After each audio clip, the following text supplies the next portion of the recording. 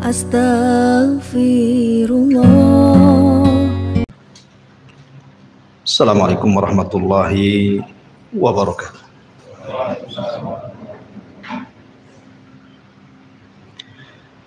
Alhamdulillah wassalatu wassalamu ala Rasulillah wa ala alihi wa sahbihi wa mawalah wa la hawla wa la quwata illa billahi wa ba'd. Alhamdulillah, di malam hari ini kembali kita bisa duduk untuk berthalabul ilmi, dan biasa kita mengkaji tafsir daripada surah Al-Baqarah. Malam ini biar tidak bosan kita selingi dengan tematik, sebuah tema yang saya ambil dari perkataan seorang ulama salaf, Zubair ibn Awam radhiyallahu an. Beliau mengatakan, man istata'a minkum an yakuna lahu khib'un min amalin salihin falyaf'al. Berkata Zubair ibn Awam radhiyallahu an, barang siapa di antara kalian yang sanggup melakukan amalan yang tersembunyi antara dia dengan Allah dari amalan saleh, maka lakukan. Artinya pembahasan malam ini kita akan membahas tentang pentingnya seseorang memiliki amalan yang tersembunyi yang tahu hanya dia dengan Allah Subhanahu wa ta'ala saja. Ma'asyiral muslimin yang dimuliakan Allah Subhanahu wa ta'ala, di dalam hadis Thauban ini maulan Nabi sallallahu alaihi wasallam, beliau pernah mendengar Nabi sallallahu alaihi wasallam bersabda, la a'lamanna aqwaman min ummati ya'tuna yaumal qiyamati bihasanati amsali jibali tihamatan baydan fayaj'aluha Allahu azza wa jalla haba'an manthura. Qala Thauban, ya Rasulullah, sifhum lana jallihim lana alla nakuna minhum wa nahnu la na'lam. Qala amma innahum ikhwanukum wa min jildatikum wa ya'khuduna minal laili kama ta'khudun walakinnahum aqwamun idza khalau bimaharimillahi intahakuha.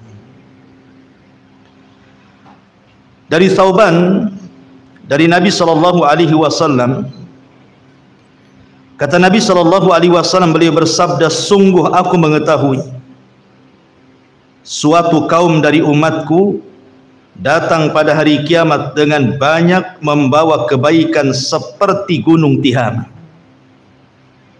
Namun Allah Subhanahu wa ta'ala menjadikan kebaikan tersebut seperti debu yang berhamburan. Maka Thauban kemudian berkata, ya Rasulullah, coba sebutkan sifat-sifat mereka, biar kami jelas, biar kami tidak seperti mereka. Maka Nabi SAW bersabda, adapun mereka adalah saudara-saudara kalian, kulit mereka sama dengan kulit kalian, mereka menghidupkan malam dengan ibadah sama dengan kalian, akan tetapi mereka adalah kaum yang jika bersendirian mereka merobek dengan cara bermaksiat kepada Allah Azza wa Jal dengan tidak terang-terang. Ma'asyiral muslimin yang dimuliakan Allah Subhanahu wa ta'ala, ada sebagian kita, saya, Anda atau siapapun, pasti pernah melakukan maksiat yang orang tidak tahu. Pasti itu. Apalagi dengan tersebarnya media-media hari ini, tangan-tangan kita hampir setiap orang pasti pegang handphone. Entah satu orang, 2 handphone, 3 handphone kan itu. Pasti dengan alat itu kita bermaksiat kepada Allah Subhanahu wa taala di tengah-tengah kesendirian kita. Dan bermaksiat secara tidak terang-terangan itu bahaya sekali. Dari hadis Thauban ini kita simpulkan bahwa sampai ada orang-orang yang sholat malamnya tidak pernah putus, ibadahnya tidak pernah putus, dan dia mendatangkan pahala itu seperti gunung Tihama, saking banyaknya. Tapi rupanya amalan-amalan itu dihancurkan oleh Allah Subhanahu wa taala gara-gara dengan maksiat yang tidak terang-terangan. Lihat bahayanya maksiat tidak terang-terangan itu, menghabiskan semua amalan. Yang ingin saya katakan, kalaulah kita memang tidak bisa meninggalkan maksiat yang tidak terang-terangan itu, maka jadikan di sisi lain amalan-amalan yang juga dilakukan tidak terang-terangan. Amalan itu maksudnya antara kita dengan Allah saja yang tahu. Kenapa demikian? Karena tadi sudah saya katakan bahwa kalau orang melakukan perbuatan maksiat dan tidak diketahui orang, bersendirian merasa lezat dengan maksiat, menggugurkan amalannya,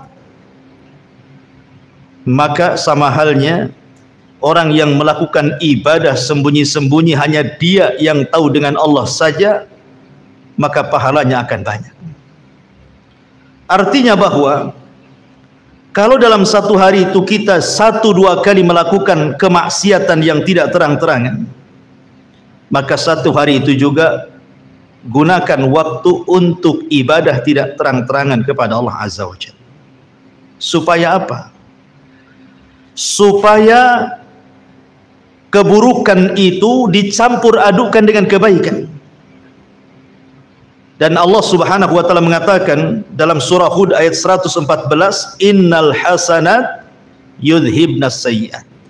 Kebaikan-kebaikan itu bisa menggugurkan keburukan. Artinya kalau seandainya tazaham, berkumpul maksiat yang tidak terang-terangan dengan kebaikan yang tidak terang-terangan, mudah-mudahan kebaikan itu bisa mengalahkan maksiatnya.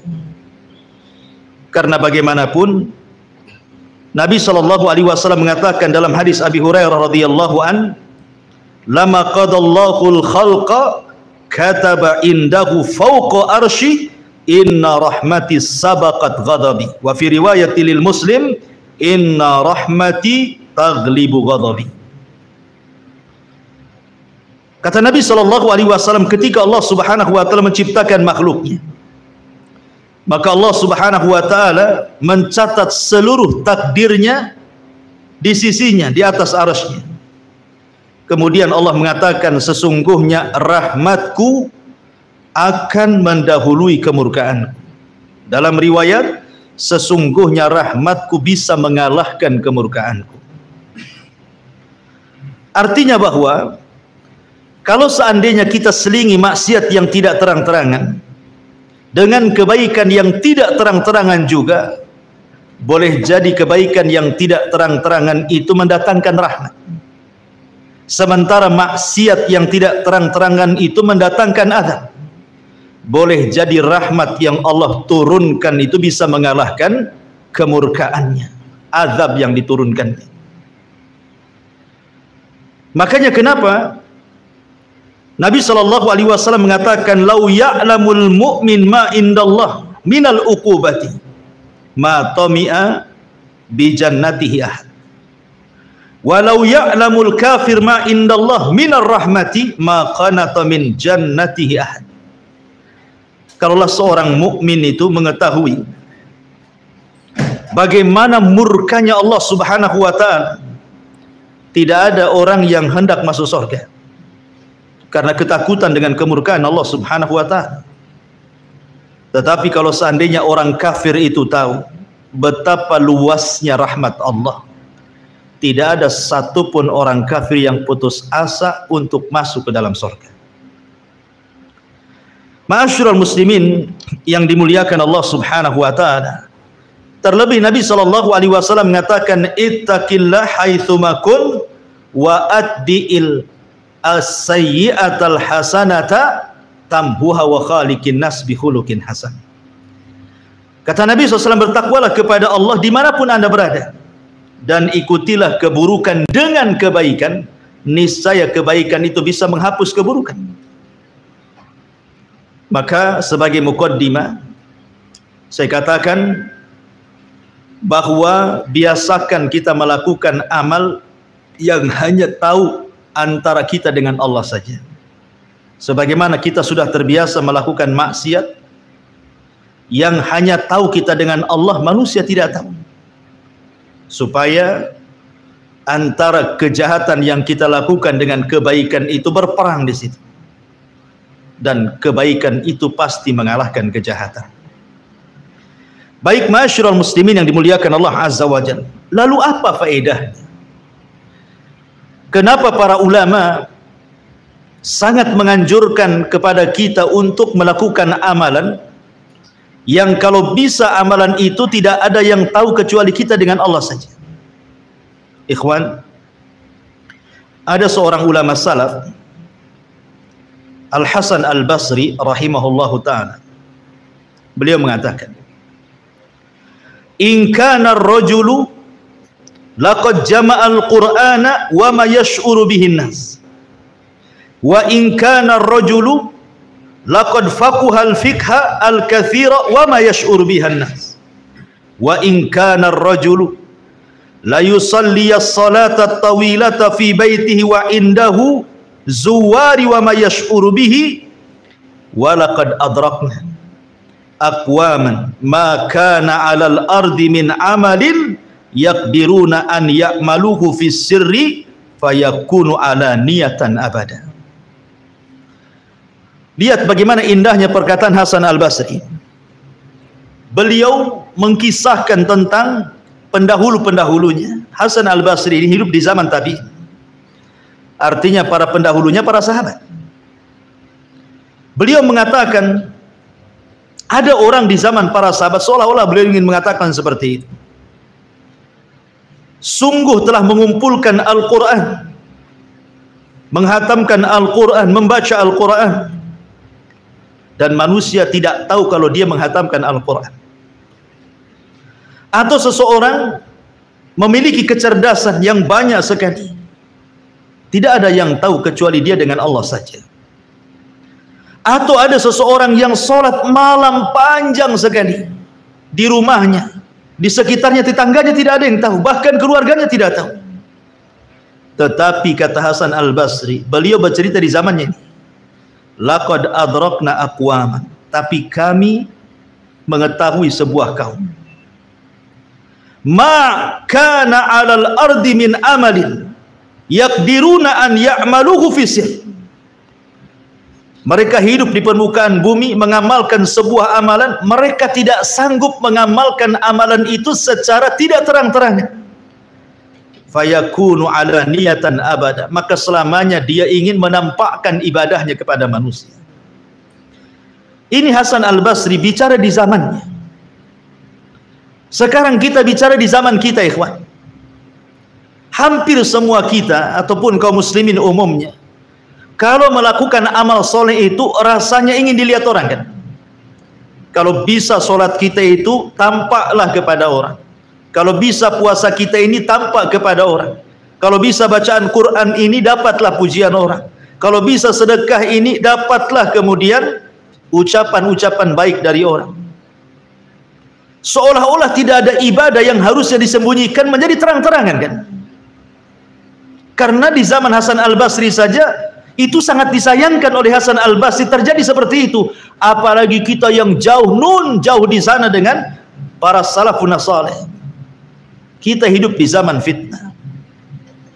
Makanya hidup di zaman fitnah ini agak sulit kita ini untuk menyembunyikan sebuah amalan. Makanya siapapun yang mampu menyembunyikan amalannya di zaman fitnah, apa kata Nabi SAW dalam hadis Amir ibn Sa'ad ibni Abi Waqqas dari bapaknya radhiyallahu an, dia mengatakan,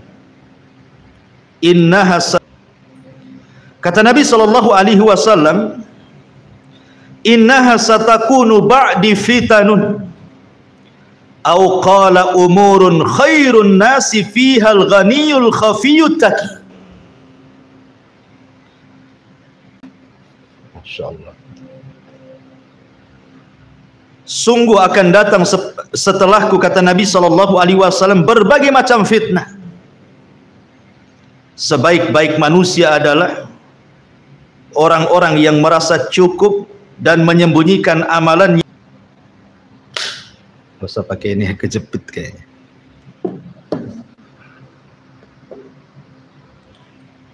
Baik.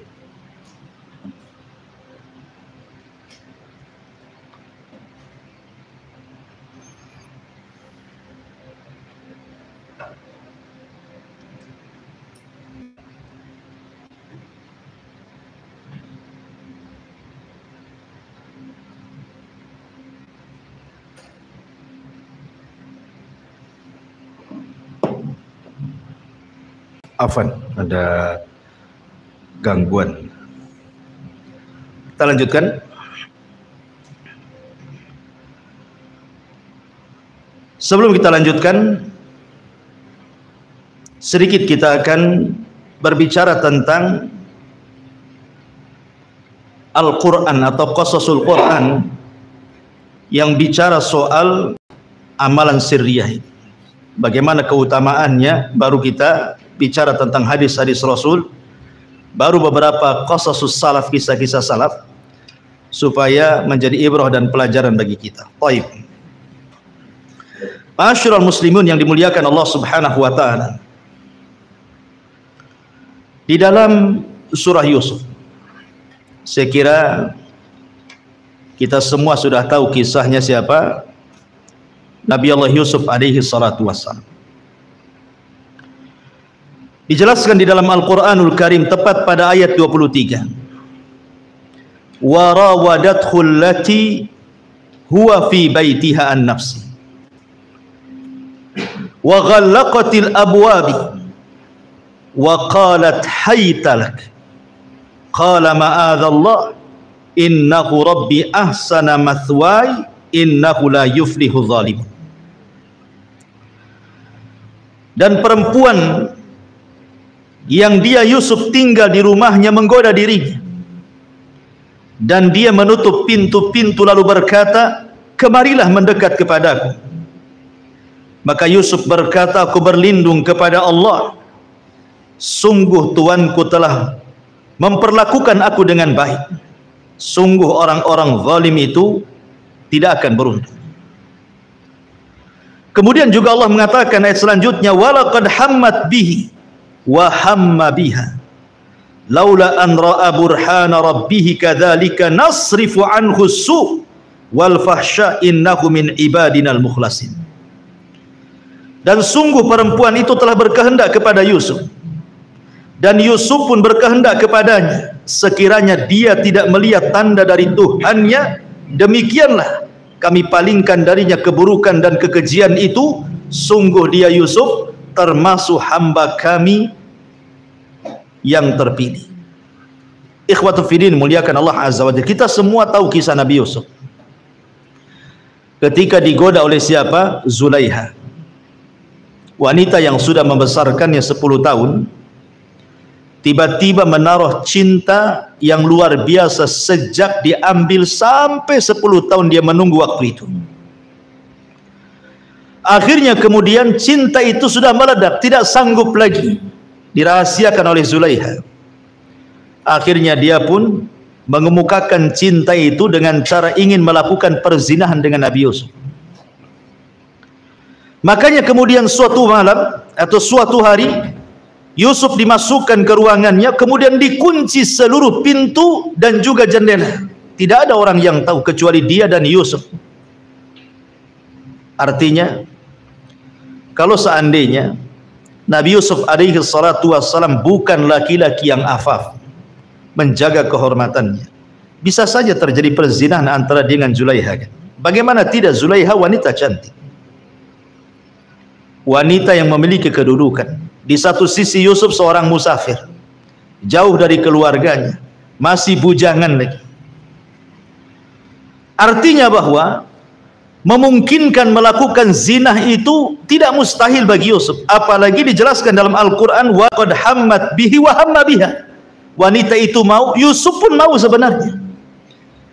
Tetapi kalau bukan karena Yusuf alaihi salatu wassalam melihat burhana Rabbi, kekuasaan Allah subhanahu wa ta'ala. Ada yang mengatakan diingatkan dengan ayahnya Yakub, ada yang mengatakan Allah subhanahu wa ta'ala memasukkan kesadaran dalam hatinya, ada yang mengatakan dia malu dengan patung yang ada di ruangan itu kemudian ditutupnya. Sadarlah dia. Akhirnya dia pun menolak ajakan Zulaiha, tidak mau berzina. Dia menjaga kehormatannya dan tidak melakukan maksiat secara sembunyi-sembunyi, berkhianat kepada majikannya. Bahkan walaupun diancam ketika itu kan, kalau engkau tidak mau melakukannya, saya akan penjarakan engkau. Tapi Yusuf mengatakan as-sijnu ahabbu ilayya, bahwa penjara itu lebih baik bagiku dibandingkan mengikuti seruan. Dari sini kisah Nabi Yusuf ini mengajarkan kepada kita tentang menghindar maksiat dengan tidak terang-terangan, dan beribadah kepada Allah juga tidak terang-terangan, menjaga kehormatan, untuk tidak melakukan perzinahan karena Allah subhanahu wa ta'ala. Makanya Allah subhanahu wa ta'ala memuji Yusuf dan mengatakan innahu min ibadinal mukhlasin, sesungguhnya Yusuf dari hamba-hamba kami yang terpilih, karena dia sanggup menghindari maksiat tanpa terang-terangan dan mendekatkan diri dengan pun tidak terang-terangan, hanya dia yang tahu dengan Allah subhanahu wa ta'ala saja. Ini kisah yang pertama. Kisah yang kedua disebutkan dalam surah Al-Anbiya ayat 87. Kisah siapa? Kisah Nabi Allah Yunus alaihi salatu wassalam. Ketika Nabi Allah Yunus alaihi salatu wassalam meninggalkan kaumnya, padahal Allah belum mengizinkan, belum mengizinkan Nabi Allah Yunus untuk meninggalkan kaumnya. Tetapi Yunus pergi karena kemarahannya, kaumnya tidak ada yang beriman. Akhirnya kemudian Allah subhanahu wa ta'ala menguji Nabi Yunus karena pergi tanpa ada perintah Allah subhanahu wa ta'ala. Yunus pun naik perahu. Tiba-tiba perahunya terhenti di tengah lautan tanpa sebab. Singkat cerita, akhirnya Yunus sadar bahwa ini kesalahannya. Ketika terjadi undian, nama dia pula yang keluar. Akhirnya Yunus pun mencemplungkan diri ke lautan untuk mengurangi beban kapal. Rupanya Allah subhanahu wa ta'ala sudah menyediakan al-hut, ikan yang sangat besar. Kemudian menelan Yunus alaihi salam, kemudian membawa ke dasar lautan yang sangat dalam, yang sangat gelap. Dari sini Nabi Yunus mengalami 3 kegelapan. Gelap dalam perut ikan, gelap di dasar lautan, dan gelap tengah malam. Secara logika harusnya dia mati, tapi zat yang menghidupkan dan mematikanlah Allah subhanahu wa ta'ala. Nabi Yunus alaihi salatu wassalam tidak henti-hentinya berdoa kepada Allah di dalam kegelapan itu. Tidak ada yang tahu dia bertasbih kecuali dia dengan Allah subhanahu wa ta'ala. Bagaimana akan ada yang tahu di dasar lautan dalam perut ikan? Tidak ada yang tahu kecuali dengan Allah saja kan? Sehingga Allah subhanahu wa ta'ala berfirman dalam surah Al-Anbiya 87, fanada fi dhulumati alla ilaha illa anta subhanak inni kuntu minadh dhalimin.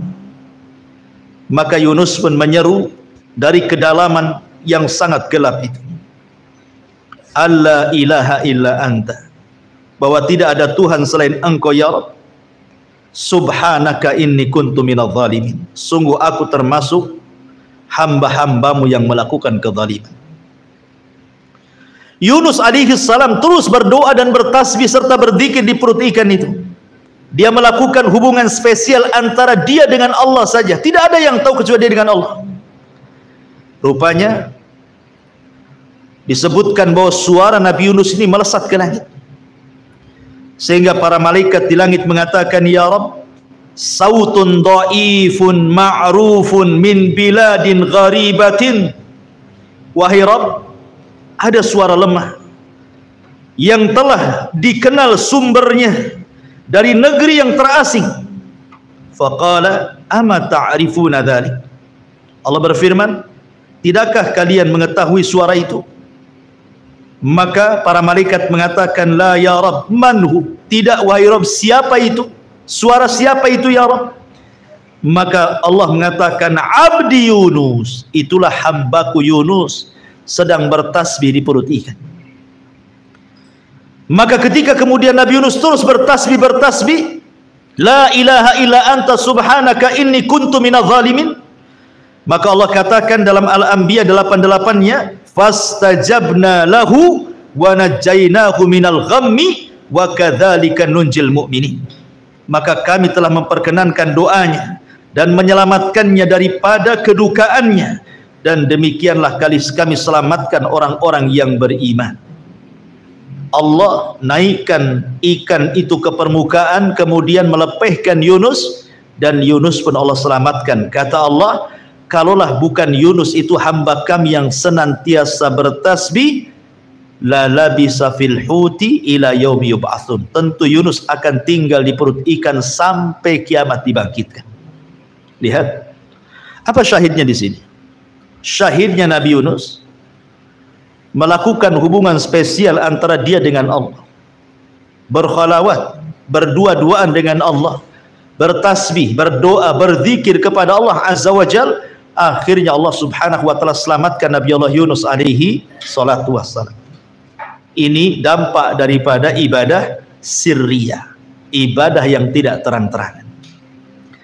Ini kisah yang kedua. Kisah yang ketiga, Allah Subhanahu wa taala sebutkan dalam surah As-Sad ayat 18. Ketika Allah Subhanahu wa taala menceritakan tentang kisah Nabi Allah Daud alaihi salatu wassalam. Apa kisahnya? Nabi Allah Daud alaihi salatu wassalam diberikan mukjizat oleh Allah Subhanahu wa taala. Apa mukjizatnya? Berupa suara yang sangat indah. Jelaskan dalam kisah Israiliyat, dia memiliki 70 suara. Satu suara lebih indah dibandingkan suara yang lainnya. Suara yang lainnya lebih indah lagi dibandingkan suaranya, dan begitu seterusnya. Dan Allah Subhanahu wa taala jelaskan, inna sakharnal jibala ma'ahu yusabbihna bil asyi wal isyraq. Sungguh kami telah menundukkan gunung-gunung untuk bertasbih bersama Daud pada waktu pagi dan petang. Artinya begini, ahli tafsir menjelaskan bahwa Nabi Allah Daud itu terkadang di pagi hari atau di petang hari dia keluar sendirian, meninggalkan keluarganya, meninggalkan kaumnya, difokuskan hanya untuk beribadah sendirian, yang tahu hanya dia dengan Allah saja. Terkadang dia pergi ke bukit, terkadang dia pergi ke gunung. Sesampainya di bukit atau di gunung tersebut, terkadang kemudian Nabi Allah Daud membuka zaburnya, kemudian membaca zabur sendirian, dengan niat hanya Allah saja yang tahu bacaan zabur yang dikumandangkan oleh dia dengan suara yang indah. Apabila dia sudah mulai membaca zabur itu, karena indah sekali suaranya, tiba-tiba langit gelap.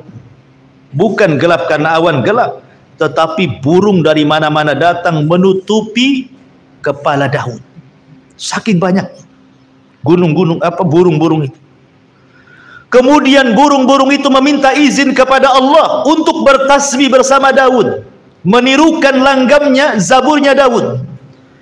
Akhirnya ketika setiap kali Daud membaca zabur, setiap kali itu pula burung-burung ikut berkicau, bertasbih bersama Daud. Bahkan dikisahkan sampai burung-burung itu lupa diri, saking lezatnya, khusyuknya mendengarkan suara Daud, lupa makan, lupa minum, terkadang jatuh kemudian mati. Kemudian gunung-gunung pun cemburu dan mengatakan, ya Rabb, kenapa burung-burung diizinkan bertasbih bersama Daud sementara kami pun ingin bertasbih? Izinkanlah kami wahai Rabb. Akhirnya Allah Subhanahu wa taala firmankan, walaqad ataina Daud Walaqad ataina Dawuda minna fadlah ya jibal awwibi ma'ahu wat-tayr wa alanna lahul hadid. Dan sungguh kami telah berikan kepada Daud karunia yang besar. Wahai gunung, silahkan Anda bertasbih bersama burung-burung itu dengan Daud alaihi salam. Akhirnya gunung-gunung diizinkan bertasbih bersama Daud. Ya. Lihat bagaimana amalul anbiya di sini. Amalan para nabi. Mereka mengajarkan kepada kita bagaimana amalan-amalan itu hendaklah disembunyikan, yang tahu hanya dia dengan Allah saja. Kalau bisa kita pun seperti itu. Walaupun ibadah itu kan dibagi dua, ikhwan. Ada ibadah itu yang sifatnya alani, terbuka, nampak orang, seperti sholat jamaah, puasa Ramadan, zakat fitrah, haji, nampak. Dan itu. Atau terkadang orang hendak mencontohkan kebaikan kepada manusia biar ditiru orang, ditampakkanlah oleh dia ibadah itu. Tapi ada ibadah-ibadah itu, ikhwan, ada yang dianjurkan untuk tidak ditampakkan. Karena faedahnya ibadah-ibadah yang tidak dianjurkan untuk ditampakkan itu terkadang pahalanya jauh lebih besar dibandingkan ibadah yang ditampakkan. Contoh, Allah mengatakan, in tubdus shadaqat fa ni'mahi wa in tukhfuhu wa tu'tuhul fuqara fa huwa khairul lakum. Allah mengatakan kalau kalian menampakkan sedekah itu sebuah kenikmatan. Tapi kalau engkau menyembunyikan, kata Allah, wa in tukhfuhu wa tu'tuhu, kalau engkau menyembunyikan kemudian memberikan kepada fakir miskin, khairul lakum, itu lebih baik bagi kalian. Artinya amalan-amalan yang tidak terang-terangan itu jauh lebih besar pahalanya dibandingkan amalan-amalan yang dilakukan terang-terangan, gitu maksudnya. Makanya kenapa Nabi SAW sampai mengatakan sab'atun yudhilluhumullahu fi dhillihi yauma la dhilla illa dhilluh, kan itu ya. Ada 7 orang yang akan mendapatkan naungan di hari yang tidak ada naungan kecuali dengan Allah. Salah satunya apa? Rasul mengatakan, rajulun dzakarallaha fafadat ainah, seorang laki-laki yang mengingat Allah tiba-tiba mencucurkan air matanya. Wa rajulun tasaddaqat biyaminih la ta'lam anhu shimalu, seorang laki-laki yang bersedekah dengan tangan kanannya, tangan kirinya pun tidak tahu. Lihat bagaimana Allah Subhanahu wa taala berikan ganjaran mereka mendapatkan naungan di hari yang tidak ada naungan kecuali naungan arsy Allah Subhanahu wa taala pada hari kiamat. Menunjukkan bahwa amalan yang disembunyikan itu jauh lebih besar pahalanya dibandingkan amalan yang terang-terangan. Ya. Ma'asyiral muslimin yang dimuliakan Allah Azza wa Jalla, ini kisah-kisah dalam Al-Quran. Dan kisah-kisah para nabi ini menunjukkan tentang pentingnya amalun khabi'ah atau amalun sirriyah. Kita lihat Nabi kita Muhammad sallallahu alaihi wasallam.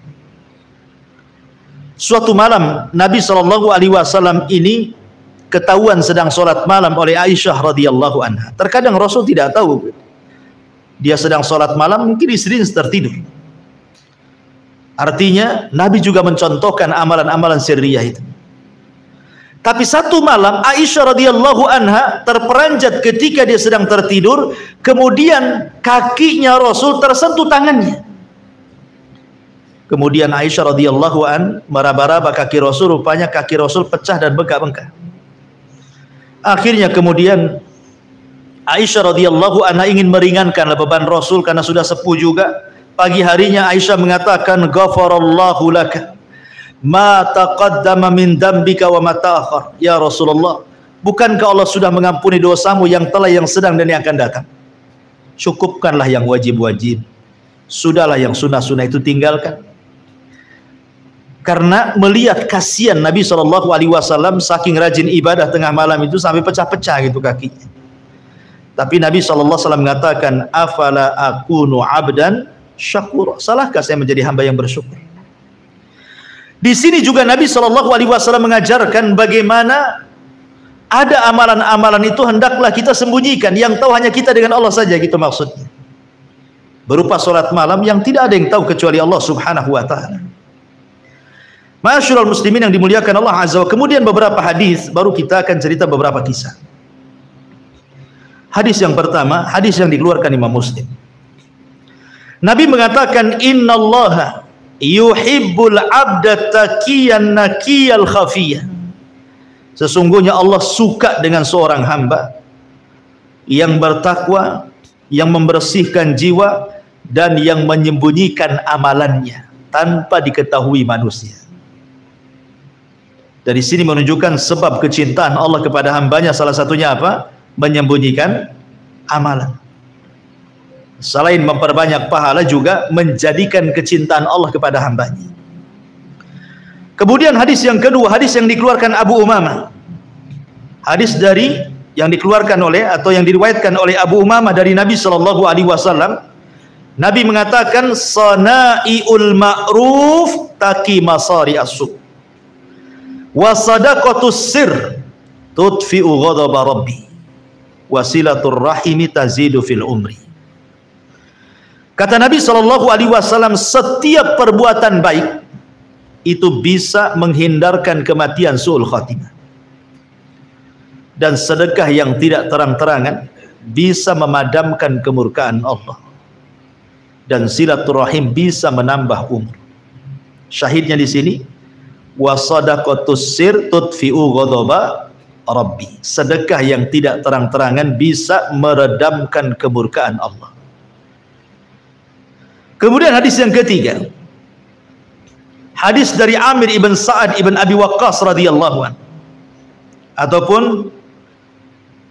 hadis yang lainnya, hadis yang dikeluarkan oleh Bukhari dan Muslim, tentang sab'atun yudhilluhumullahu fi dhillihi yauma la dhilla illa dhilluh, yang sudah saya tadi sebutkan. Salah satunya Rasul mengatakan, wa rajulun dzakarallah khalian, seorang laki-laki yang bersendirian mengingat Allah, fa fadat ainah, kemudian dia mencucurkan air matanya. Wa rajulun da'athu imra'atun dzatu mansabin wa jamalin faqala inni akhafullah, dan seorang laki-laki yang diajak berzina oleh seorang wanita yang cantik dan memiliki kehormatan, tapi laki-laki ini menolak dan mengatakan, saya takut kepada Allah. Wa rajulun tasaddaqa bi sadaqatin fa akhfaha hatta la tu'lam shimaluhu ma tunfik yamini. Seorang laki-laki yang bersedekah dengan disembunyikan sampai tangan kiri tidak tahu apa yang disedekahkan tangan kanannya. Tiga perkara ini ibadatus sir.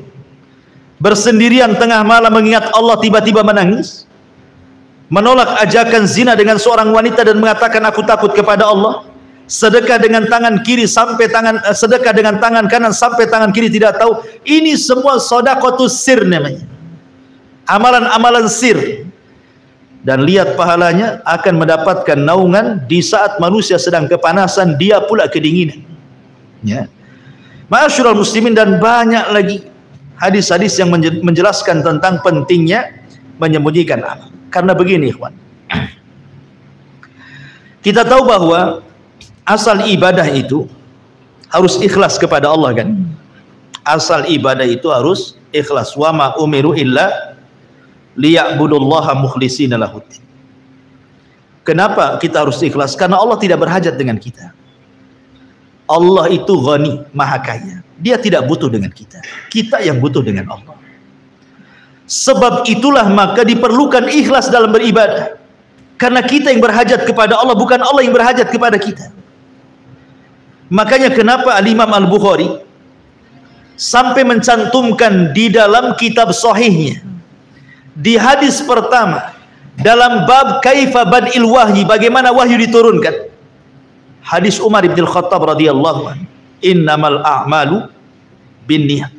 Itu pula hadis yang pertama dicantumkan oleh Imam Bukhari di permulaan kitab sahihnya. Apa alasannya? Dijelaskan oleh Imam Ibnu Battal rahimahullahu taala. Apa kata beliau? Wa inna ma qaddamal Bukhari haditha innamal a'mal binniyat fi awwali kitabihi liyu'lama annahu qasada fi ta'lifihi wajhallahi azza wajalla. Apa kata Imam Ibnu Battal?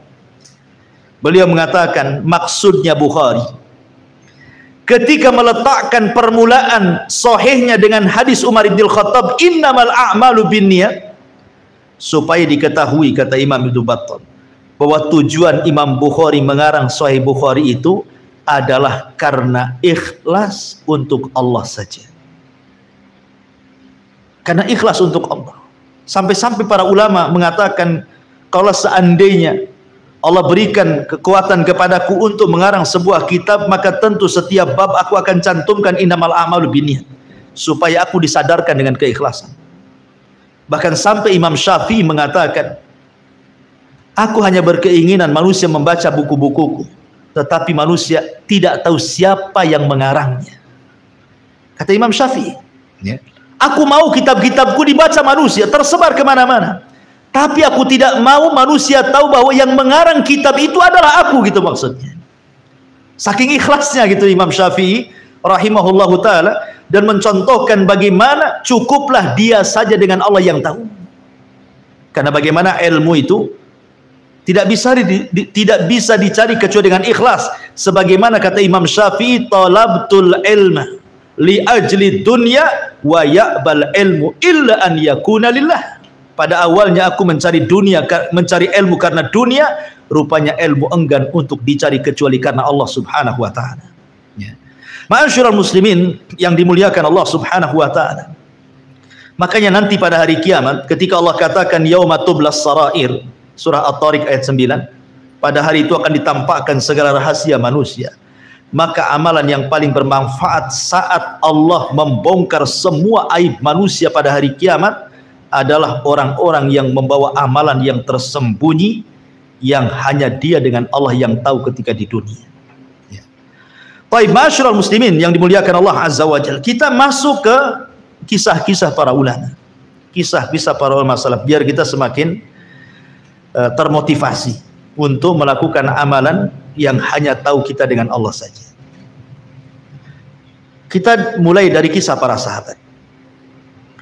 Ma'asyiral muslimin yang dimuliakan Allah Azza wa Jalla, Bilal ibn Rabah adalah seorang budak Habasyi, disiksa oleh majikannya Umayyah ibn Khalaf. Tetapi setelah masuk Islam, Bilal dikenal dengan ibadatus sir, banyak melakukan amalan yang orang tidak tahu, sehingga membuahkan hasil antara dia dengan Allah. Sampai ketika dalam peristiwa Isra Mi'raj, Nabi SAW pernah masuk ke dalam sorga. Kemudian di dalam sorga itu Rasul mendengar ada suara terompah. Kemudian Nabi SAW bertanya kepada Jibril, suara terompah siapa itu? Kemudian Jibril mengatakan, itu suara terompahnya Bilal. Maka Nabi SAW setelah peristiwa itu memanggil Bilal. Kemudian Rasulullah SAW mengatakan, ya Bilal, inni sami'tu khaskhasataka fil jannah, madza tasna? Bilal, aku mendengar suara terompahmu di surga. Apa yang kau lakukan? Apa yang kau amalkan? Amalan apa yang kau rahasiakan? Maka Bilal mengatakan, la syai'a ya Rasul, tidak ada wahai Rasul. Ya. Kemudian Rasul mendesak, madza tasna? Apa yang kau lakukan? Maka Bilal ibn Rabah radhiyallahu anhu mengatakan, ya Rasulullah, ma tawaddatu wudu'an illa wa qad shallaitu rak'atain. Boleh jadi karena aku selepas berwudu tidak pernah meninggalkan 2 rakaat sunnah wudu. Karena Bilal itu dikenal tidak pernah membatalkan wudu. Kalau wudu batal, wudu lagi, batal wudu lagi, batal wudu lagi. Itu Bilal. Dan setiap batal wudu 2 rakaat wudu. Setiap batal wudu 2 rakaat wudu. Subhanallah. Itu yang dilakukan Bilal ibn Rabah. Apa hasilnya? Terampahnya sudah sampai di surga sebelum orangnya. Karena apa? Amalus sir, amalan yang tidak terang-terangan, yang tahu hanya Bilal dengan Allah saja. Ini satu. Kisah yang kedua, kisah Abu Bakar Siddiq radhiyallahu ma'ruf. Ya. Jadi Abu Bakar Siddiq radhiyallahu an dikenal dengan amalan hatinya. Karena boleh jadi ibadah-ibadah yang jauh lebih hebat dibandingkan Abu Bakar banyak. Ibadah-ibadah zahir maksudnya. Salat, baca Quran dan yang lainnya. Boleh jadi ada yang melebihi Abu Bakar. Tetapi Abu Bakar dilebihkan oleh Allah bima waqara fi qalbi, karena kejernihan hati kepada Allah dan Rasulnya. Dia tidak pernah ragu-ragu dengan wahyu. Bahkan satu-satunya sahabat yang masuk Islam tanpa ada keraguan itu cuma Abu Bakar. Yang lain ragu-ragu dulu, betul ke dia Nabi, jangan-jangan bukan Nabi, baru setelah yakin masuk Islam. Tapi Abu Bakar tidak. Ya.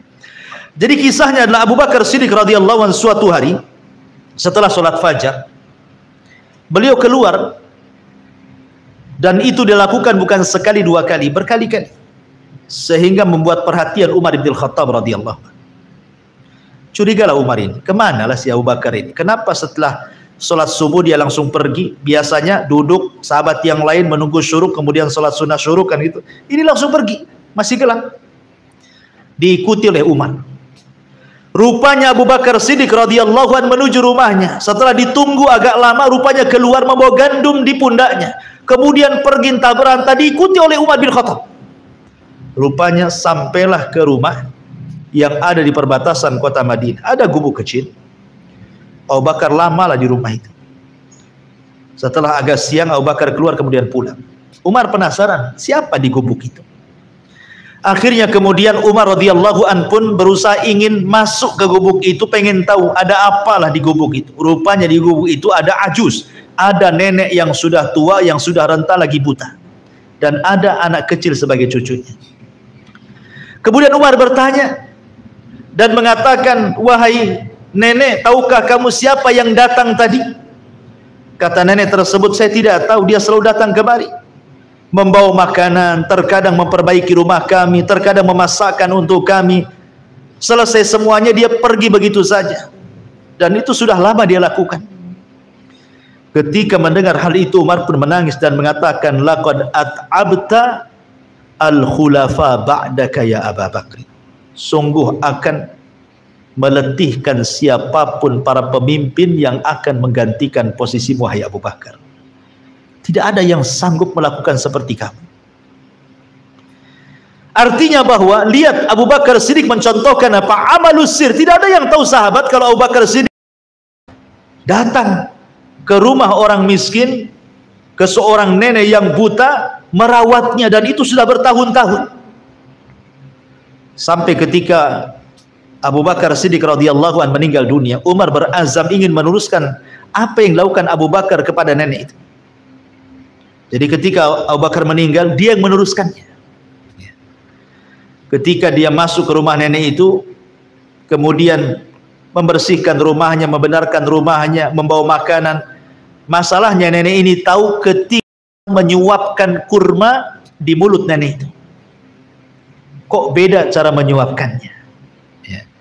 Sehingga ketika itu nenek mengatakan, aina sahibuk, aina sahibuk, mana teman?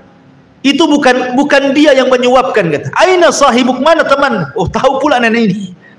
Rupanya bukan Abu Bakar, padahal Umar itu supaya tidak tahu disangka Abu Bakar, karena Abu Bakar sudah meninggal. Kemudian Umar heran dan mengatakan, nek, kenapa engkau tahu bahwa ini bukan orang yang biasa datang kemari, maksudnya Abu Bakar? Kemudian Umar mengatakan, kata nenek ini mengatakan, wahai fulan, ya, karena dia kalau menyuapkan kurma ke mulutku, dia akan suapkan dengan lembut, dan dia akan kupas kurma itu sampai ke kulit-kulitnya sehingga tinggal dagingnya saja, baru kemudian dimasukkan ke mulutku sehingga aku mudah mengunyahnya. Tapi dirimu memasukkan kulit-kulitnya, kulit-kulitnya dimasukkan, jadi susah ngunyahnya. Makanya dia tanya, aina sahibu, mana temanmu itu? Ya. Maka akhirnya kemudian Umar pun mengatakan, sudah meninggal wahai nenek. Kagetnya nenek, inna lillahi wa inna ilaihi raji'un. Ya. Ma'asyiral muslimin yang dimuliakan Allah Subhanahu wa taala. Umar pun sama sebenarnya. Dikisahkan oleh Talha ibn Ubaidillah radhiyallahu anhu. Jadi diriwayatkan Umar bin Khattab ini juga keluar tengah malam, buta-buta dia keluar. Kemudian membawa gandum dipikulnya, dituju kepada salah satu rumah dari rumah-rumah orang miskin. Apabila dia masuk meletakkan makanan, kemudian dia berjalan lagi, ambil lagi gandum, keluar lagi, pindah lagi ke rumah ini, ambil lagi gandum. Pokoknya setiap malam itu dia keliling ke rumah-rumah orang-orang miskin. Diletakkan di sini, setelah diletakkan pulang bawa lagi, letakkan di sini. Begitu setiap malam. Jadi Tolha ini melihat Umar radhiyallahu an, akhirnya mengikuti kemana lah Umar bin Khattab ini. Rupanya meletakkan makanan di rumah fuqara wal masakin, dari rumah ke rumah. Sampai akhirnya kemudian Tolha ini ingin tahu. Masuklah dia ke salah satu rumah yang sudah diletakkan makanan oleh Umar bin Khattab radhiyallahu anhu. Rupanya di rumah itu ada nenek-nenek tua juga. Karena Umar itu selalu menyantuni janda-janda miskin, ya, dikenal. Ya. Maka Tolha mengatakan kepada nenek yang sudah janda, yang sudah tua, yang miskin itu, ma balu hadar rajul ya'tiki. Apa sih maksudnya orang itu? Kok datang ke rumahmu ke sini hampir setiap malam kasih makan? Kemudian wanita itu mengatakan, innahu yata'ahadani mundu kada wa kada. Ya'tini bima yuslihuni wa yukhriju 'annil adha. Katanya wanita itu, sungguh orang itu maksudnya Umar bin Khattab. Dia kan enggak tahu kalau itu Umar. Dialah yang sudah merawatku dari tahun sekian dan sekian, katanya. Dia datang kepadaku, kemudian memperbaiki kehidupanku. Bahkan terkadang mengeluarkan kotoran-kotoran yang ada di rumahku, kadang nyapu, kadang ngepel dan begitu seterusnya. Maka Tolha mengatakan, sakilatka ummak ya Tolha, sakilatka ummak ya Tolha. Celaka engkau Tolha, celaka engkau Tolha. Terus dia mencela dirinya, ya. Seolah-olah apa? Seolah-olah dia tidak pernah mampu mengamalkan apa yang dilakukan Umar. Selama ini tidak tahu, biasa-biasa saja Umar. Rupanya sampai setingkat itu amalus sirri, hubungan dia dengan Allah itu. Makanya dia mencela dirinya. Sakilatka ya Tolha, sakilatka ya Tolha. Kenapa engkau tidak melakukan yang sama dengan Umar, gitu maksudnya. Ya. Ma'asyiral muslimin yang dimuliakan Allah Subhanahu wa taala. Kemudian kisah Ali ibn Husain, ma'ruf, cicit Nabi sallallahu alaihi wasallam. Ali putranya Husain, Husain putranya Ali, Ali putranya Abi Thalib. Artinya Ali Ibn Husain ini cucunya Ali, ya, namanya sama Ali. Dikenal dalam sejarah itu sebutannya Zainul Abidin atau As-Sajjad, karena rajin sujud, rajin sholat, sehingga orang-orang menyebutnya As-Sajjad, ahli sujud. Ali Ibn Husain Ibn Ali Ibn Abi Thalib itu, atau julukannya Zainul Abidin, satu-satunya yang hidup saat peristiwa Karbala. Kita tahu bahwa anak laki-laki Husain meninggal semua di Karbala, kan? Tidak ada yang hidup kecuali ini, Zainul Abidin ini, Ali bin Husain. Ini selamat karena ketika itu dia sakit, dia tidak bisa perang, dan diselamatkan oleh bibinya Zainab sehingga tidak jadi dibunuh. Inilah, maka siapapun yang menasabkan keturunan Husain harus lewat jalur orang ini, Zainul Abidin. Ya. Lah Zainul Abidin ini dikenal orangnya diberikan rizki yang luas oleh Allah Subhanahu wa ta'ala di kota Madinah, tapi tidak tampak sedekahnya, sehingga orang-orang membicarakan soal kekayaannya dan kebakhilannya. Orang kaya kok nak nampak sedekahnya, gitu maksudnya. Dia tidak tahu kalau Husain ibn Ali ini setiap malam dia memikul gandum meletakkan 70 rumah fuqara Madinah. Setiap malam bergiliran. Kalau ini sudah habis, kira-kira 1 bulan habis nih, nanti bulan depan diletakkan lagi, kemudian pindah ke rumah ini, pindah ke rumah ini, sampai 70 fuqara Madinah ditanggung dia. Ketahuannya kenapa? Setelah dia meninggal, dikisahkan oleh Amr ibn Thabit rahimahullahu ta'ala, lamma mata Ali ibn Husain faghassaluhu ja'alu yangduruna ila athari sauda'a bi dhahrihi. Ketika dia meninggal, Ali bin Husain ini, orang-orang memandikannya, maka orang-orang yang memandikan itu melihat di balik punggungnya seolah-olah dia setiap hari memikul benda berat karena nampak hitam kapalnya itu di belakang. Ya. Faqalu, dan mereka mengatakan, ma hadza, apa ini? Faqila, maka dikatakan, kana yahmilu jurubad daqiq lailan ala dhahrihi ya'tihi fuqara ahli al-Madinah. Karena setiap malam dia memikul gandum setiap malam di punggungnya dan memberikan kepada fuqara, orang-orang fakir penduduk Madinah. Bahkan dikatakan oleh Muhammad ibn Ishaq, seorang ahli sejarah, kana nasun min ahli al-Madinati ya'ishuna la yadruna min aina kana ma'ashuhum. Ada orang-orang fakir Madinah itu yang tidak tahu soal kehidupan mereka. Kok mereka bisa makan padahal mereka gak kerja? Kok ada aja makanan depan pintu mereka itu? Falamma mata Ali bin Husain, ketika Ali bin Husain meninggal, apa yang terjadi? Faqadu makanu yu'tuna bihi fil lail. Tiba-tiba hilang makanan-makanan itu di pintu-pintu fuqara Madinah itu. Sudah tidak ada lagi yang dimakan. Dari situlah tuduhan-tuduhan kepada Husain ibn Ali bahwa dia bakhil, tidak bersedekah, tidak benar. Dan Allah Subhanahu wa taala singkap kebenarannya. Orang pun menyesal. Tapi begitulah terkadang orang itu kebaikan baru diketahui setelah meninggal kan. Kalau orang belum meninggal itu tidak tahu kebaikannya. Kalau sudah meninggal barulah teringat, tuh duhai beliau masih hidup, kenapa beliau cepat meninggal, dan begitu seterusnya. Ya, ini contoh ulama salaf.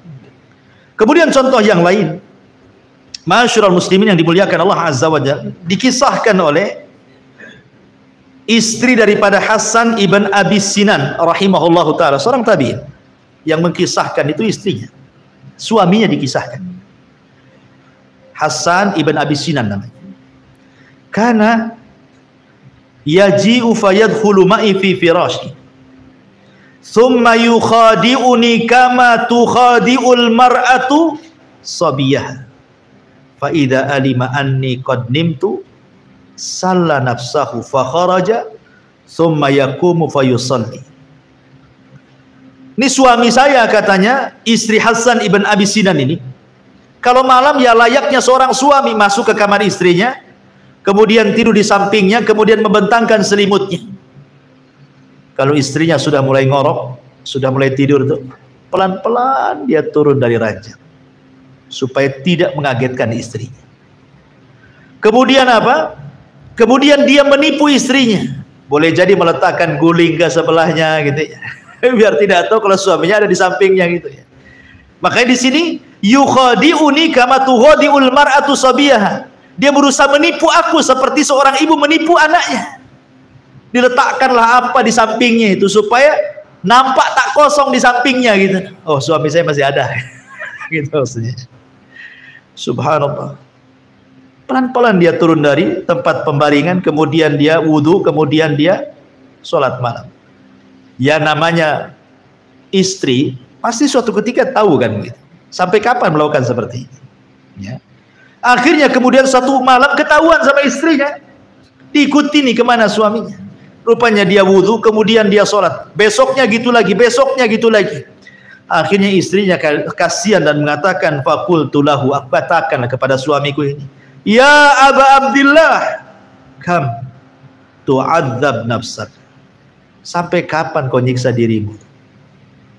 Sampai kapan kau menyiksa dirimu seperti ini? Urfuk binafsi, lembutkanlah dirimu, jaga kesehatan. Setiap malam kok seperti ini. Kemudian dia mengatakan, uskuti waihaki, fayushiku an arkuda raqdatan la aqumu minha zaman. Dia mengatakan, diam engkau wahai istriku, celaka engkau. Hampir-hampir aku bangun, aku tidur dan aku tidak bisa pernah bangun selamanya, sehingga aku gunakan hanya untuk sholat malam dan sholat malam. Seolah dia mengatakan, aku tidak mau mati dalam posisi tidur, kalaupun aku harus mati, aku dalam posisi sholat malam, gitu maksudnya. Luar biasa gitu. Nah, kalau antum pergi ya entah tahu kemana. Istri nyari-nyari nggak ada di kamar, ada di ruang tengah, ada curiga. Kan itu. Ma'asyiral muslimin yang dimuliakan Allah Azza wa Jalla. Makanya Imam Malik, ikhwan, Imam Malik itu ajaib kisahnya. Imam Malik itu satu-satunya imam madhab yang para penguasa takut dengan dia. Bayangkan, biasanya ulama takut penguasa gitu. Makanya di zaman Khalifah Ma'mun, banyak para ulama yang takut dengan penguasa terpaksa mengatakan Al-Quran makhluk. Ini enggak, penguasa yang takut kepada Imam Malik. Mulai dari pusat sampai penguasa, gubernur di bawahnya, semua takut sama Imam Malik. Dan semua para ulama menghormati Imam Malik. Dan semua orang-orang awam mengagumi Imam Malik. Luar biasa. Padahal Imam Malik itu tidak rihlah seperti ulama yang lain. Dia hanya belajar di Madinah saja. Dia tidak keluar dari Masjid Nabawi. Belajar sama ulama yang ada di Masjid Nabawi saja. Dia tidak pernah ke Mekah pun tidak dia belajar. Hanya di Madinah saja. Tapi lihat pengaruh Imam Malik luar biasa. Sampai kata Syafi'i, Imam Syafi'i mengatakan idza dzukira najmu famalikun najm. Apabila disebut soal bintang maka Maliklah bintangnya katanya. Kenapa Imam Malik diberikan haibah, karismatik yang luar biasa sampai ditakuti para penguasa, dihormati para ulama, dimuliakan masyarakat awam? Kata Imam Ibnul Mubarak rahimahullahu ta'ala, ma ra'aitu rajulan irtafa'a mithla Malik ibn Anas laisa lahu kathiru salatin wala siyamin illa an takuna lahu sariratun ma'allah. Lihat, ini yang kasih rekomendasi tazkiyah ini bukan sembarang orang. Abdullah ibn Mubarak, ulama dunia. Ya. Kata Abdullah ibn Mubarak, aku tidak melihat seseorang yang diangkat derajatnya seperti Malik ibn Anas katanya. Dia tidak dikenal banyak puasanya, tidak dikenal banyak sholat malam. Kayak biasa, orang biasa lah, orang soleh biasa. Ya. Ya tidak rajin kali sholat malamnya, tidak rajin juga puasa sunnahnya, tidak. Biasa saja. Tetapi kata Abdullah ibn Mubarak, boleh jadi Allah mengangkat derajat Imam Malik itu kenapa? Illa antakuna lahu sarira. Boleh jadi karena ada hubungan spesial antara dia dengan Allah yang kita tidak tahu. Ya. Boleh jadi karena ada hubungan spesial antara Imam Malik dengan Allah yang kita tidak tahu. Lihat, Allah angkat derajatnya kan. Ya. Saya kira ibadah sirriyah itu bukan perkara yang sulit, ikhwan. Kayak antum nih, berangkat dari sini atau pulang dari sini, antum bisa sambil naik motor, sambil jalan kaki, sambil naik mobil, antum bisa berzikir kan? Bisa lah, subhanallah walhamdulillah wala ilaha illallah akbar, subhanallah bihamdihi subhanallah. Kan bisa saja kan? Masa antum ngomong begitu saja sendirian kan? Siapa yang tahu? Ya. Walaupun umpamanya ada yang nyerempet motor, mereka pun tak tahu antum sedang berzikir kan? Atau mungkin antum berpuasa. Kalau puasa Ramadan semua orang tahu lah puasa Ramadan. Tapi puasa sunnah, sampai ada ulama salaf itu berpuasa sunnah 40 tahun, tidak ada yang tahu, sampai keluarganya pun tidak tahu. Jadi ketika dia pergi ke pekerjaannya, dia bawa bekal, disangka oleh istrinya untuk makan dia. Rupanya sampai jalan disedekahkan bekalnya. Kemudian pulang sore barulah dia buka. Selama 40 tahun tidak tahu istrinya. Itulah masalah sampai seperti itu. Artinya kalau seandainya seseorang sholat malam cukup 2 rakaat sajalah. Kalaupun kita tidak bisa sampai 11 rakaat sama dengan Rasul atau 13 rakaat kan gitu. 2 rakaat jadilah. Pamannya habis isya lah, sholat witir 1 rakaat pun boleh lah kan begitu. Tidak ada yang tahu kecuali Allah dengan antum saja. Antum masuk kamar, istri tak tahu, tak ada, sholat seolah-olah tidak seperti sedang sholat, biasa saja. Kan bisa saja kita lakukan seperti itu. Makanya Taqiyuddin itu kakeknya Ibnu Taimiyah. Ibnu Taimiyah itu punya kakek namanya Taqiyuddin, pengarang kitab Multaqo, syarahnya Nailul Autor yang dikarang oleh Imam Syaukani, syarahnya itu. Matannya itu namanya Multaqo. Yang ngarang itu kakeknya Ibnu Taimiyah namanya Taqiyuddin. Imam Taqiyuddin ini sampai dijelaskan tuh biografinya itu. Saking dia tidak mau ada satu waktu luput pada kehidupannya untuk belajar, terkadang dia suruh, Ibnu Taimiyah masih kecil tuh, kalau dia mau buang hajat ke kamar mandi, mau buang hajat lah, itu Ibnu Taimiyah suruh bacakan hadis keras-keras di luar tuh. Jadi dia tidak mau sampai waktu buang hajat, tidak mau terlewatkan begitu saja. Jadi cucunya Ibnu Taimiyah baca kok keras-keras di luar sana, biar masuk suaranya ke kamar mandi gitu maksudnya. Kan tidak masalah. Yang dilarangkan tidak boleh baca di kamar mandi. Ya, baca Quran Anda boleh di kamar mandi. Tapi kalau seandainya suara murotal yang masuk ke kamar mandi tidak masalah, kan nggak di kamar mandi kan itu. Tapi yang ingin saya katakan dalam biografinya Taqiyuddin ini, beliau kalau ada masalah dirundung masalah, tidak bisa keluar dari masalah itu. Apa yang dilakukan dia? Dia cari masjid yang ada di Baduy, yang nggak pernah dimakmurkan orang, yang nggak pernah orang sholat di situ. Kemudian dia sholat di situ. Kenapa? Supaya orang tak tahu. Baru dia bermunajat kepada Allah Azza wa Jalla. Seperti itu. Ya. Itulah yang dilakukan ulama, saking ingin punya hubungan spesial antara dia dengan Allah itu sampai nyari-nyari masjid yang tidak dimakmurkan orang. Baru dia masuk sholat di situ baru berdoa gitu ya. Ini kan luar biasa. Siapa yang bisa melakukan seperti itu gitu maksudnya. Bahkan Abdullah ibn Mubarak itu kalau jihad, dia tutup semua kepalanya itu, sampai matanya aja yang kelihatan, supaya orang tidak tahu bahwa dia Ibnu Mubarak. Sampai suatu ketika di Mubarozah menang. Mubarozah itu udah adu tanding maksudnya. Ini musuh kuat kali.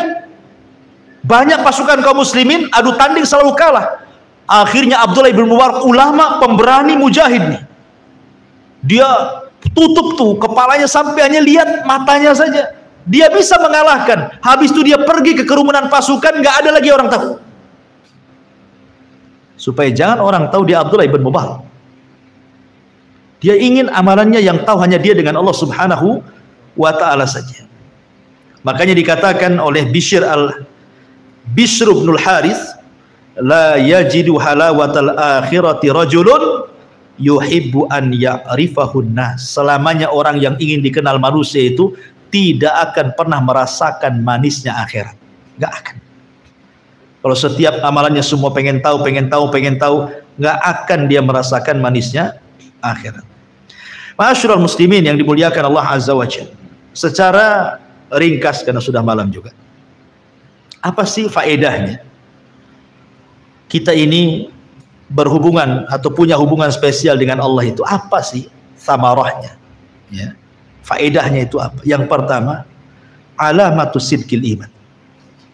Bahwa orang yang berdua-duaan beribadah yang hanya dia dengan Allah yang tahu saja, faedahnya adalah menunjukkan kebenaran iman dia. Ini yang pertama. Yang kedua, as-sabatu fil mihani wasyada'id wal fitan. Dia akan istiqomah. Tidak mudah tergoyahkan dengan fitnah apapun yang akan menimpanya. Karena dia punya hubungan spesial dengan Allah Subhanahu wa taala. Kemudian yang ketiga, ab'ad minar riyah. Orang yang hubungannya dengan Allah saja dan tidak perlu orang tahu, orang ini seikhlas-ikhlasnya orang, pasti orang ini akan jauh dari riya. Kenapa? Karena dia sudah sampai tingkat muraqabah. Apa muraqabah? An ta'budallaha ka'annaka tarah, fa illam takun tarahu fa innahu yara. Seolah-olah Anda beribadah melihat Allah, atau kalau tidak mampu yakini Allah melihat kita. Tingkat ihsan. Ya. Kemudian yang keempat, aktsaru ajran wa a'dhamu atharan. Akan mendapatkan banyak pahala dan akan banyak memberikan pengaruh positif pada kehidupannya. Sudah saya jelaskan di awal tadi. Kemudian yang nomor 5, salahul qalbi wastiqamatihi wa taharati, dan itu bisa membersihkan hati. Membersihkan hati dari riya, membersihkan hati dari takabbur, membersihkan hati dari ujub. Karena amalan itu kan dua penyakit yang paling bahaya kan, riya dan ujub, takabur. Ya, maka orang yang sembunyi-sembunyi dalam beribadah itu bisalah menghilangkan penyakit-penyakit seperti itu sehingga hatinya akan selamat. Al yauma la yanfa'u malun wala banun illa man atallaha biqalbin salim. Kemudian yang nomor 7, al qabul was sana'ul hasan. Akan dapat penerimaan yang baik dari Allah. Bahkan dapat pujian. Karena sebab orang beramal Antara dia dengan Allah saja yang tahu. Itu sebab Allah cinta dengan orang ini. Ketika Allah cinta dengan orang ini, Allah panggil pertama kali Allah panggil Jibril. Kemudian Allah katakan, ya Jibril, aku cinta dengan si fulan, kau cinta juga dengan dia. Maka Jibril akan mengatakan kepada para malaikat, hei malaikat-malaikat Allah, Allah cinta dengan si fulan, kalian pun harus cinta dengan dia. Maka Allah letakkan kecintaan di kalangan para malaikat. Setelah itu Allah letakkan kecintaan di kalangan manusia.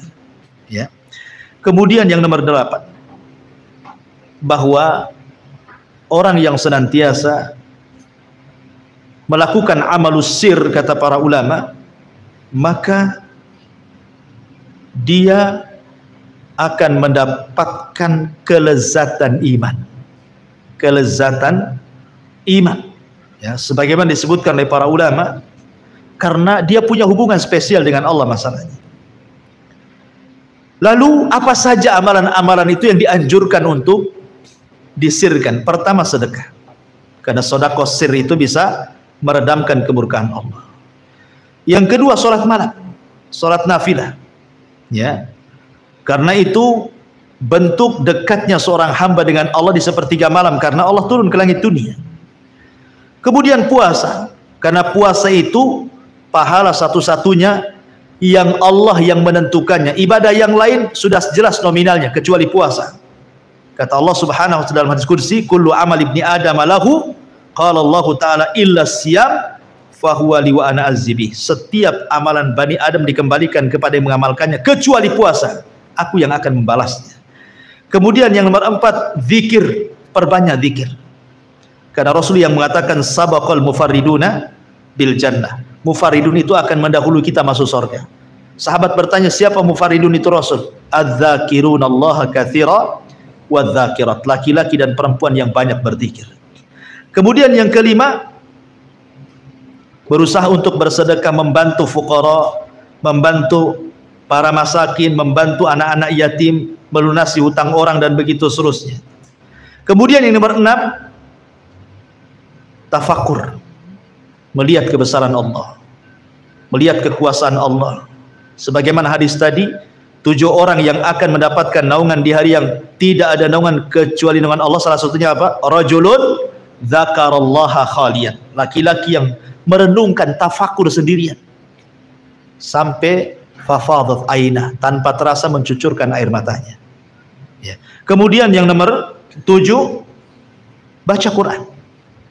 Ya. Sampai-sampai dulu para ulama itu kalau sedang baca Quran di masjid ditutup sampai sama imamahnya. Jadi kalau ada orang ditutup Quran, kalau nggak ada yang dibuka lagi, supaya orang nggak tahu kalau dia sedang baca Quran.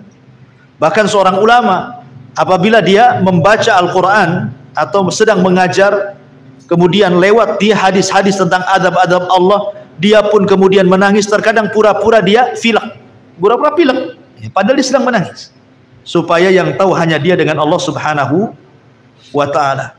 Dan begitu seterusnya. Sekarang ada 2 kisah sebelum saya tutup. Ada seorang syekh bercerita, ini kisah nyata. Jadi ada seorang anak yatim. Kata syekh ini, ada seorang anak yatim. Anak ini soleh, karena bapaknya juga soleh.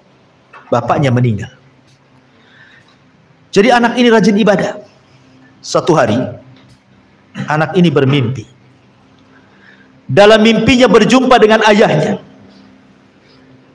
Kemudian ayahnya senyum-senyum dalam mimpinya itu. Kemudian ditanya, senang sekali engkau wahai ayah, ada apa? Maka ayahnya mengatakan, Allah sudah memanggilku. Kata anaknya, lalu apa yang Allah katakan kepadamu? Maka dia mengatakan, ghafara li rabbi, Rabbku telah mengampuni dosa-dosa. Kemudian anaknya mengatakan, amalan apa yang kau lakukan wahai ayahku sehingga Allah mengampuni dosa? Kata ayahnya, tidak, kecuali karena doanya fulan ibn fulan. Karena doanya fulan ibn fulan. Terperanjatlah dari mimpinya. Kemudian dia pikir, ini mimpi-mimpi biasa kan. Besoknya mimpi gitu lagi, sampai berkali-kali. Akhirnya dia penasaran perkataan ayahnya, sebab doa fulan bin fulan itulah ayahmu diampuni dosanya. Dicarilah nama fulan bin fulan ini. dari desa ke desa, dari desa ke desa, terus sampai akhirnya Allah takdirkan ketemu. Kemudian setelah ketemu dia tanya, apakah engkau kenal namanya si Anu dan si Anu? Dia tidak mengatakan si anaknya, tidak.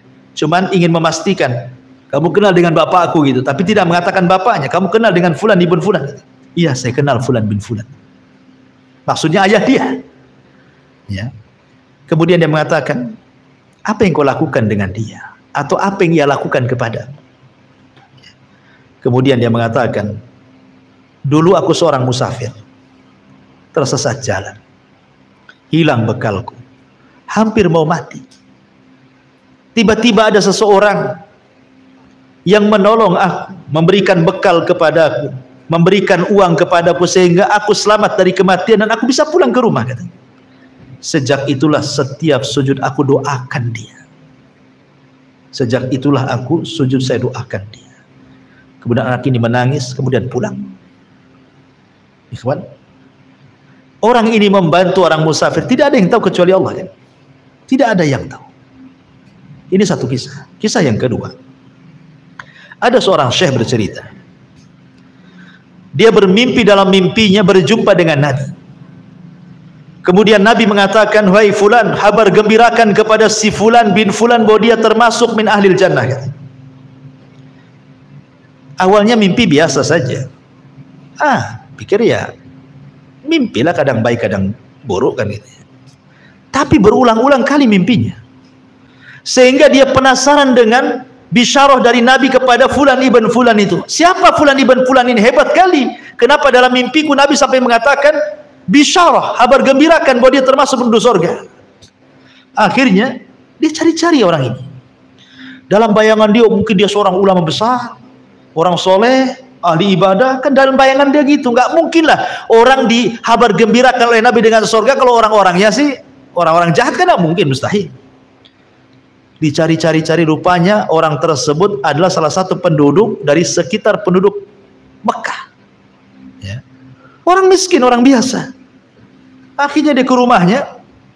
Lama dia menunggu di rumah itu, rupanya datang taksi. Turunlah dia dari taksi, rupanya dia super taksi. Percaya nggak percaya lah kan gitu ya. Tapi setelah ditanya, apakah namamu Fulan bin Fulan? Iya. Dia nggak yakin juga. Berani kau bersumpah namamu Fulan bin Fulan? Wallahi namaku Fulan ibn Fulan. Masih nggak percaya juga. Ya. Akhirnya, bisa nggak kau izinkan aku masuk ke rumahmu, katanya. Dalam pikiran dia, jangan-jangan dia lagi nyamar. Itu sebenarnya ulama nyamar jadi super taksi. Jangan-jangan di rumah itu maktabah semua, kitab-kitab semua isinya gitu maksudnya kan. Jadi dia geledah rumahnya, tidak ada satupun kitab, tidak ada, hanya mushaf Quran saja. Jadi dia makin bingung lah. Akhirnya cobalah dia duduk, ngomong empat mata. Wahai Fulan, aku punya kabar gembira kepada. Tapi sebelumnya, ada nggak amalan spesial hubungan kamu dengan Allah? Entah kau sholat malam, entah kau apalah gitu.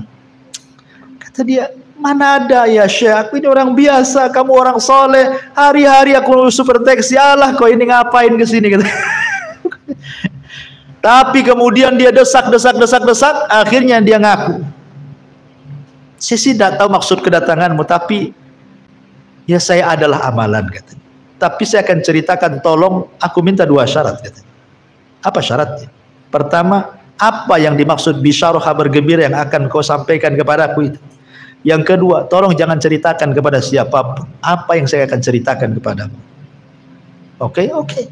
Akhirnya bercerita begini, aku punya tetangga, dia bukan orang Mekah, orang luar, tapi tinggal di sekitar sini. Dia punya 5 anak yatim, ayahnya meninggal dunia. Aku kasihan karena ibunya sakit, anaknya masih kecil-kecil. Sejak itu aku bersumpah kepada wallahi demi Allah, katanya, setiap penghasilan taksiku aku akan bagi 2. Separuhnya untuk menghidupi 5 anak yatim itu, dan separuhnya untuk menghidupi aku dan keluarga. Subhanallah, Allah lancarkan rezekiku, dan sudah kulakukan bertahun-tahun, dan tidak ada orang tahu kecuali kamu, katanya. Akhirnya dia pun menceritakan, boleh jadi ini yang dimaksud, katanya. Ikhwan, terlepas kisah ini benar atau tidak, karena saya kan hanya mendengar Syekh bercerita, tapi yang jelas bahwa amalus sir, amalan yang dilakukan secara tidak terang-terangan itu manfaatnya besar. Kenapa? Karena di zaman sekarang ini, saya ulang dari awal, kita ini melakukan dosa secara tidak terang-terangan itu mudah sekali. Dengan daya handphone, terkadang kita nonton sesuatu yang tidak layak ditonton, melihat gambar sesuatu yang tidak layak digambar, menulis status sesuatu yang tidak layak ditulis, dan begitu seterusnya. Ya kan? Kita tidak tahu. Dan itu amalan, dosa-dosa seperti ini saya katakan tadi sangat membahayakan karena bisa menghapuskan amal kan. Maka minimalnya, kalau dalam satu hari kita bermaksiat 2 kali tidak terang-terangan, maka hari itu lakukanlah amalan sembunyi-sembunyi dengan tidak terang-terangan dengan Allah juga. Mudah-mudahan Allah mengatakan innal hasanat yudhibnas sayyiat. Kebaikan itulah bisa menggugurkan perbuatan jahat. Dan Allah lebih luas rahmatnya dibandingkan kemurkaannya. Wallahu a'lam bishawab. Mungkin ini yang bisa sampaikan. Mudah-mudahan ada manfaatnya. Subhanaka bihamdika asyhadu an la ilaha illa anta astaghfiruka wa atubu ilaik. Allahu ta'ala alam. Assalamualaikum warahmatullahi wabarakatuh.